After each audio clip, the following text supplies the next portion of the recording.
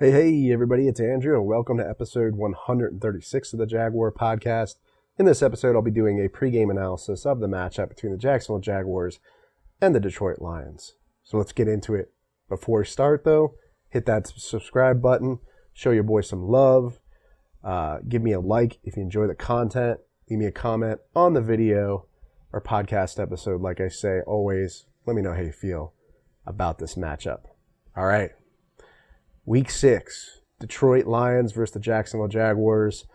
Jaguars, I think, are 3-point underdogs in this game, but I think they can win. I think this is a winnable football game. I don't think the Lions are a great football team. I don't think you can sleep on them, though. I feel like it's kind of pretty similar to the Miami Dolphins, where if you let a guy like Ryan Fitzpatrick, or in this case, Matt Stafford, kind of roll out of the pocket, if you give him time, he'll make the throws. And it'll really hurt you. And I think if the Jaguars can't get pressure on Matt Stafford, it's going to be a problem because they have weapons. They have wide receivers, Amendola. I think they can hurt you. And Jacksonville's defense has not played well. The secondary hasn't played well. So defense is going to be critical in this game. But I think the Lions' defense does not look very good. If Jacksonville shows up to the game, plays aggressively, runs the football, if James Robinson can hold on to the ball for this game and get him a lot of carries, we could hurt the Lions and win this football game. It'll probably be close because, we have so many different issues. I mean, we have issues on special teams. We can't find a good kicker. We need Josh Lambo back off of IR. He's really killing us right now. I don't know what we're going to do with the kicker situation. We can't seem to find one.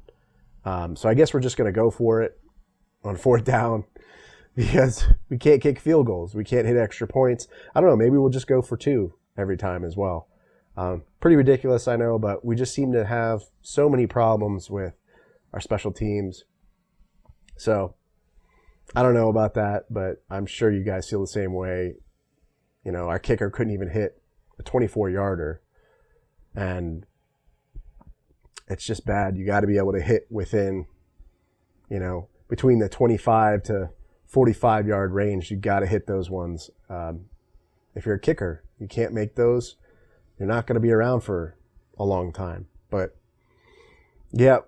Laviska Shenault, he has to have a great game.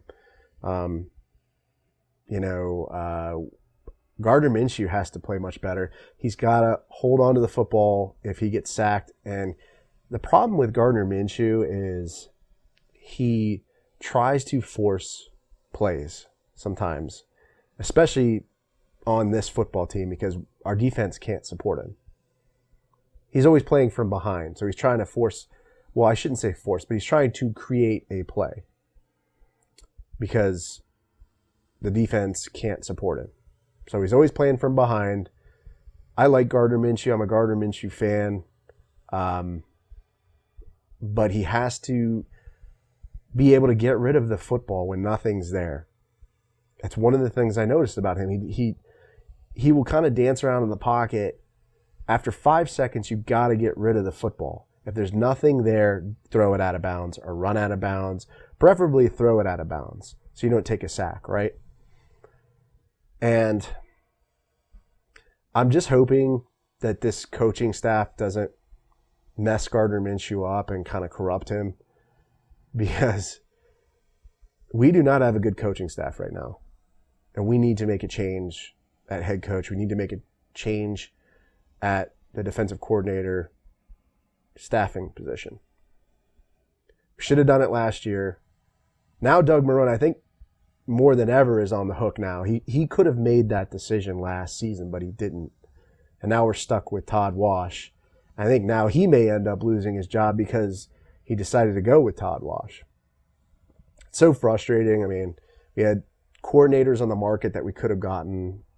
Wade Phillips, we had Marvin Lewis for probably a little bit until he took that coaching position. I believe it was at Arizona State or something.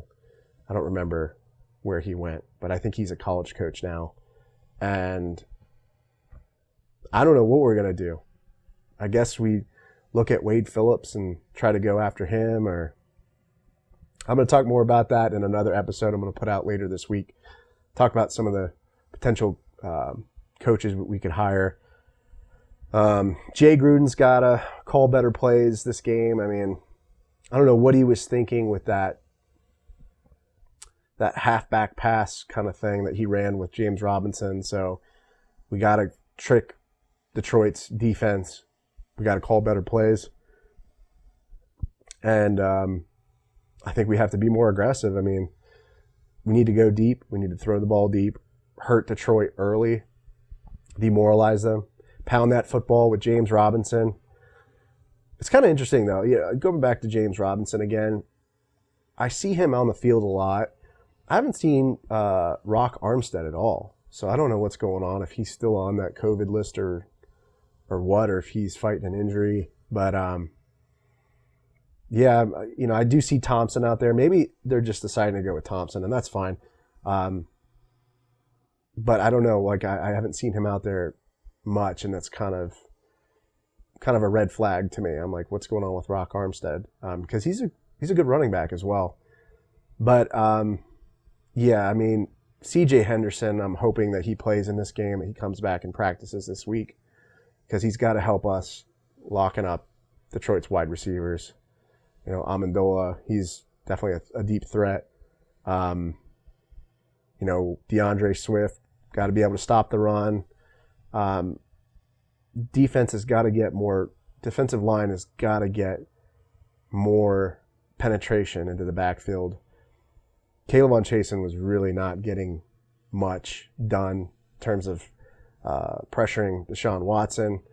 Cassius Marsh did not play well last week, so I'm hoping he plays better. But it's like anything else. You got to do the basics right. Got to be able to throw and catch. Got to be able to tackle. Plain and simple. So Jacksonville is not very good at the basics right now. They can't get the basics done. And that's why we're losing football games. We can't open field tackle and stop players when we need to and get the defense off the field. So we need to do better than that. And Todd Wash, it's still concerning. Todd Wash is saying we need to improve on the basics. Well, dude, you've been there for 4 years? Like, if you guys haven't improved or mastered the basics, you got to get out of there. Just plain and simple. So we need to find somebody who's going to get this football team back on track, both at the head coach position and at the defensive coordinator staff position, because we're just not there. And those are kind of my thoughts on this. I think Detroit, like I said, definitely a beatable football team, but if you sleep on Matt Stafford, you let him get outside the pocket, you give him 5 seconds to throw the ball, he's going to find somebody downfield. We love to play that zone defense, right? That Todd Wash zone defense. And quarterbacks in the NFL know how to beat that defense. They're going to beat it with quick passes, over the middle, crossing routes. And that's really the bottom line. And they're going to convert easily on our defense, get first downs, move the chains. And I really think that we need to make a change at the defensive coordinator position, honestly.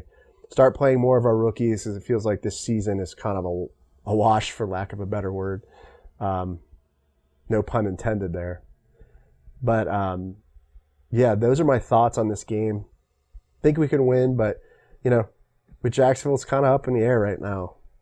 Whether we show up or not, that's really the big question. Whether we could do the basics right, whether we can kick a 20-yard field goal. Those are the main things that we have to be able to do the basics right, and we just haven't been able to do that. We can't stay healthy. Tons of injuries. C.J. Henderson getting injured. Miles Jack out. I don't know what's going on with this football team in terms of staying healthy either. It seems like everybody's always injured. Our kicker's injured. Our starting linebacker's injured. Our starting corner's injured. Our nickelback's injured. DJ Hayden, he's on IR. Tight end position, Josh Oliver, he's out for the season. Leon Jacobs, our outside linebacker, out for this.